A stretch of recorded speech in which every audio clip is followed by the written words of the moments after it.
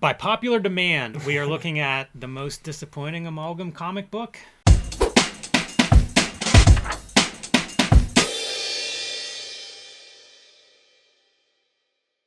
Hello and welcome to your favorite YouTube channel, Cartoonist Kayfabe. My name is Jim Rugg. I'm Ed Piskor. And before we begin looking at the latest Amalgam comic, Lobo the Duck, I want to remind everybody we are a daily comic book YouTube channel with over 1,600 videos in our back catalog. You can search all of those on the Cartoonist Kayfabe YouTube homepage. You can search by your favorite creator, favorite character, favorite comic book, and chances are you'll find something you like there. I also want to let everybody know that we do have a Patreon that helps pay our bills and keep our lights on. That link is below this video. You'll find 3 different levels of Patreon support. At the highest level, the King Kayfaber level, you will get access to all of our videos first because you can sit in on the recording session. We have a room full of King Kayfabers right now giving us feedback as we search for various names in comics history. They kind of help. They're the support team as we record these videos, something I appreciate. But if you join the Cartoonist Kayfabe Patreon and you get access to these videos early, it also gives you a leg up on the Kayfabe effect. Sometimes we show books that are harder to come by, they disappear in the aftermarket, or they go up in price. So if you are on our Patreon, you get to be the first one picking those books up. And if you pick up 1 or 2 of those books, it'll pay for your Patreon for a year. So check it out, see which level works best for you. Some good people in the chat are very stoked on our Lobo the Duck coverage, but we'll see what they think of us. We'll see if they diminish their subscription by the end of this video. But also, I want to let everybody know we're on the road to 100,000 subscribers. I want to get there in 2024, and just by the past couple of weeks mentioning that we were sort of on that road, subscriber numbers have jumped up. And before I ran a channel, I never subscribed to anything, but I do now, just because I realize how it's a good delivery mechanism for the channels and the videos that you like. So I want to hit that number. That's a goal for 2024.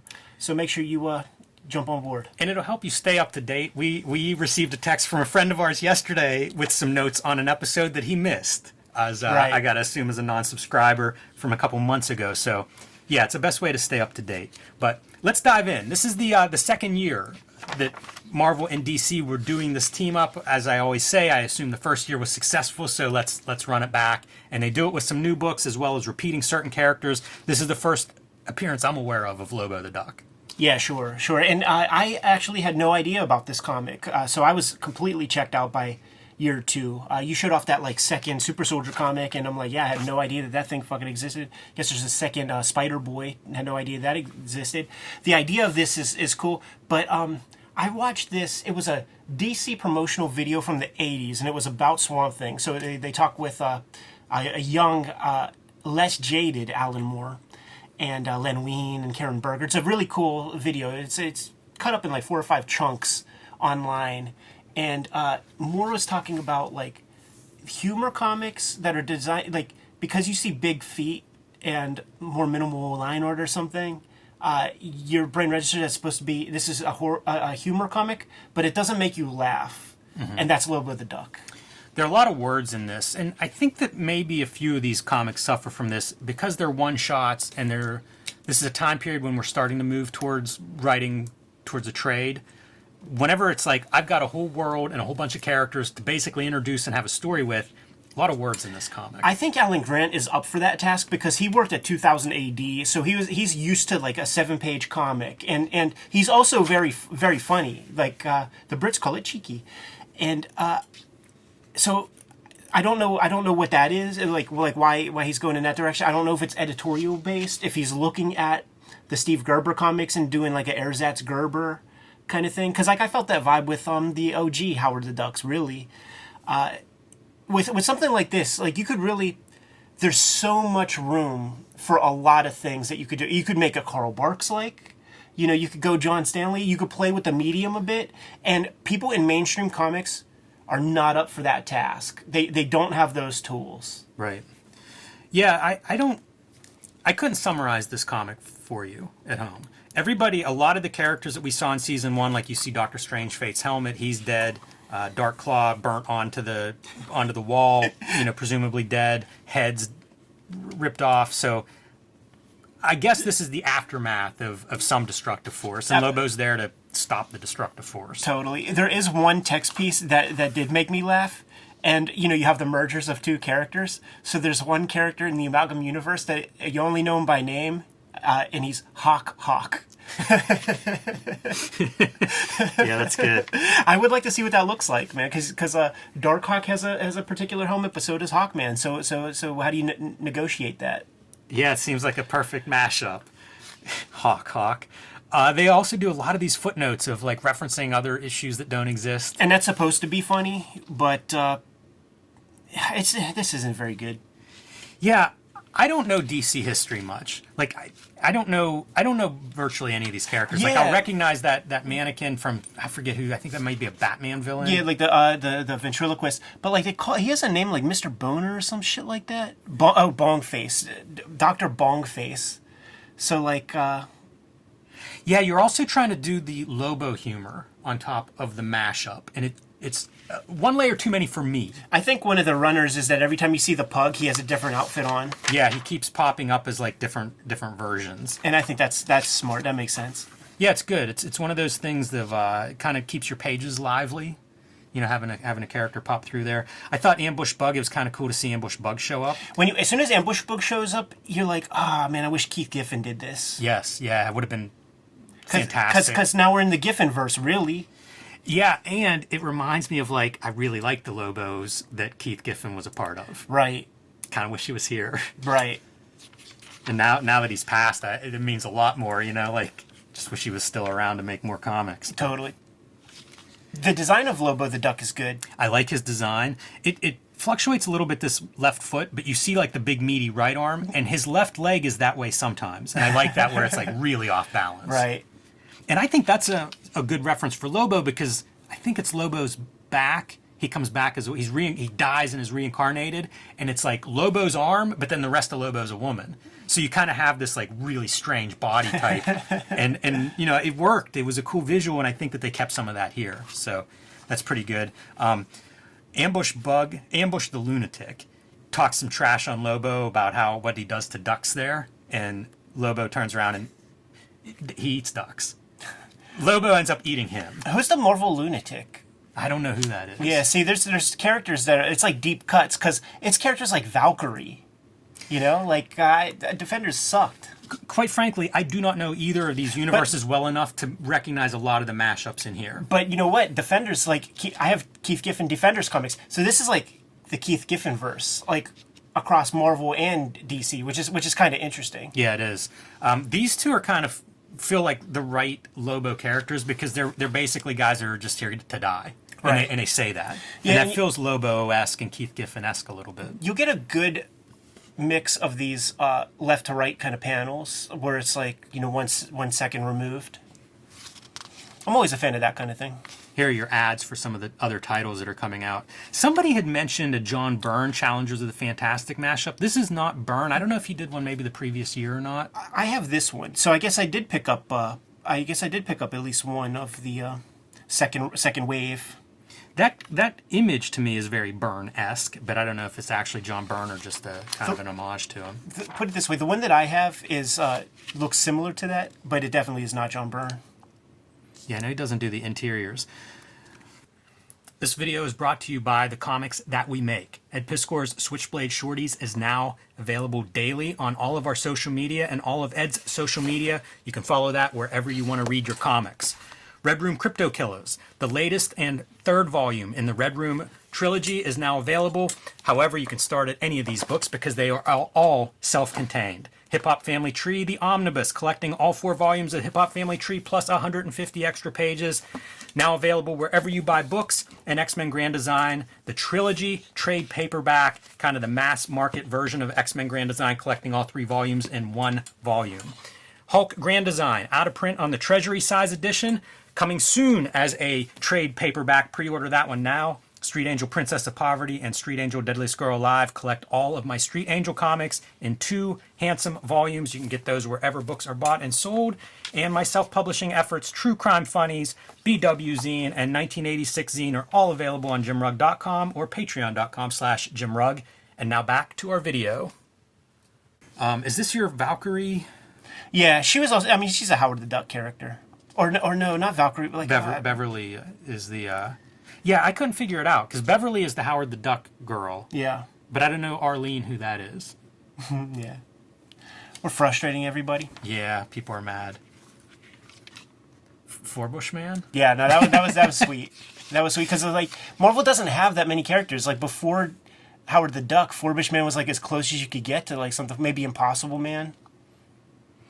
Yeah, and like these three, again, it's a failure on my part in a lot of ways, but it is what it is. You know what I will say too, though, is like this shit was on the newsstand. It's like, keep it simple, stupid. You know? Right.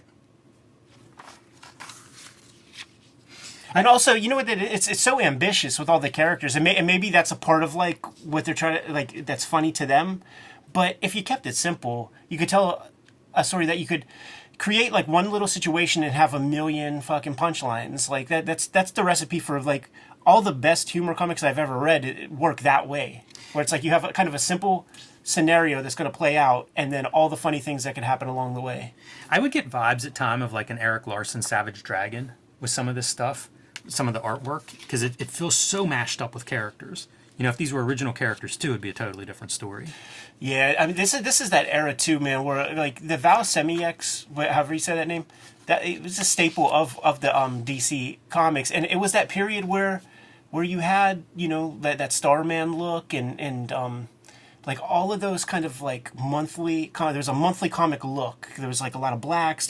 It's like they had a mandate: don't put so much crosshatch. We're not Jim Lee comics or something. And that was like probably the one time in my young life where I'm like, fuck, I'm gonna have to like draw like this to like get in.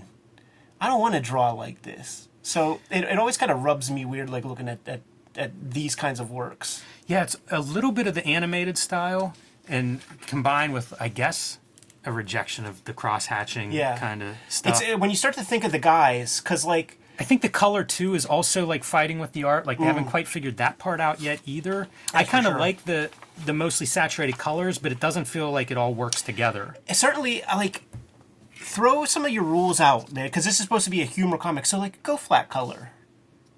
You know, Right. keep it poppy. Because it is very complicated art. You know, like you look at a spread like this, and we've got 6 or 8 characters. Most of these panels have multiple characters. There's a lot going on. Yeah. So now we're going to do mottled color on top of that. It's like, where's your focal point? Bring the ghost of Alex Toth in here and show me the focal point on one of these pages or on this spread. It's the truth, man. And I'm sitting quite some distance away. I can't see like what the important bits are. Yeah, it's very, very, very chaotic in that sense. It also reminded me, there's a fill-in issue that Norm Brayfogle does on Lobo, the ongoing series, that I really like a lot. And there are moments where I see marks and I'm like, oh man, it really reminds me of that. What's funny is whoever we're mashing up here, it turns to Mighty Man from the Eric Larson verse. Yeah, it does. But you know that, like, because there was such that bifurcation of comics at this period of time where probably most of the DC guys were never looking at anything image style. You know, it was a very antiquated form of comics making. So, like, he probably never even saw Mighty Man. Yeah. This lady is called Gold Kidney Lady. I have no idea who that is, who that's supposed to be. Yeah.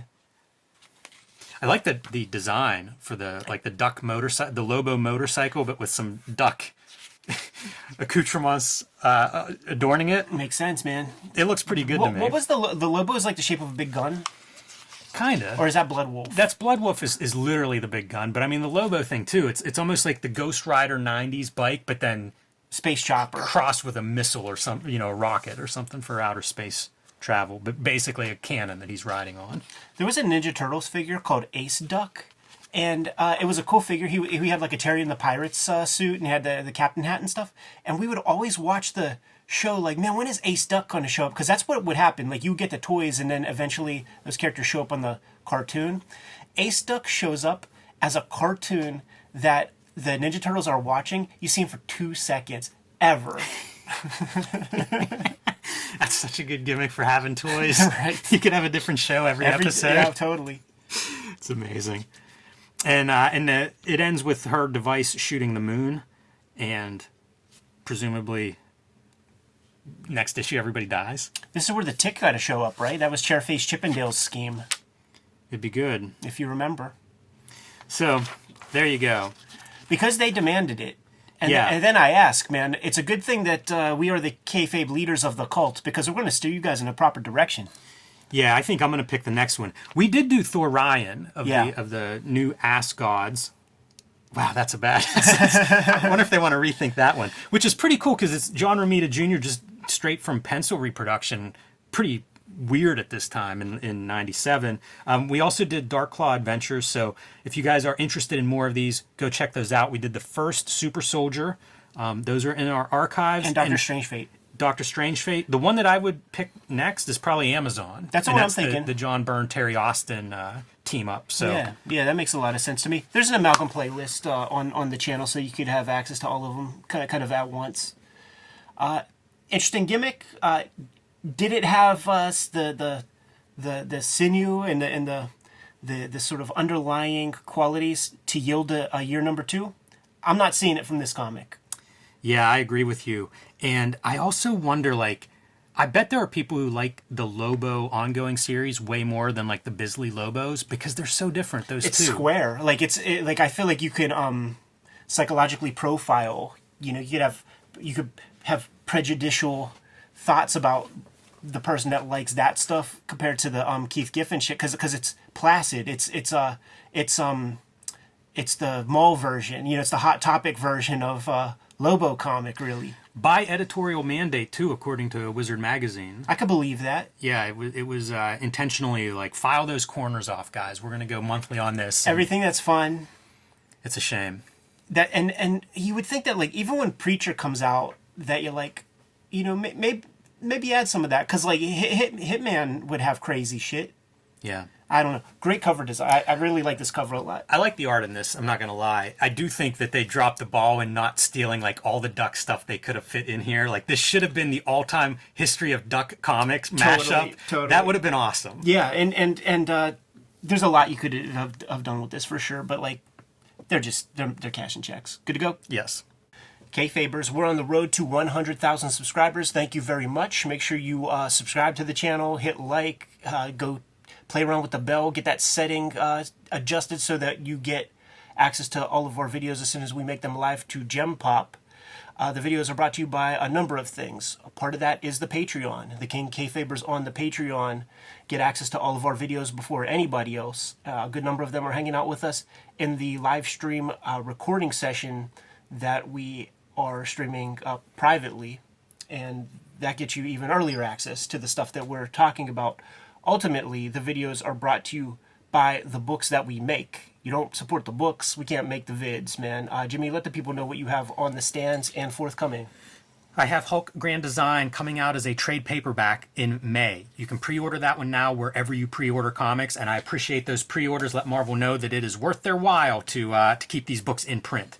I also have Street Angel, Deadliest Girl Alive, and Street Angel, Princess of Poverty. Both are out and available now. These collect all of my Street Angel comics. There is a color volume of Street Angel, Deadliest Girl Alive, and a black and white volume in Princess of Poverty. So pick your poison. They are both self-contained. Start reading at either spot. And my self-published efforts, BW Zine, 1986 Zine, and True Crime Funnies are available on jimrugg.com or on patreon.com/jimrugg.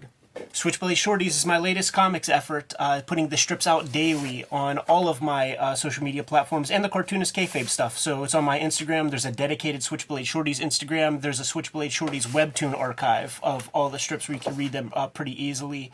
There's also a Patreon, patreon.com/edpiscor, where you can read way ahead. I have more than 100 strips up there on the Patreon as we speak.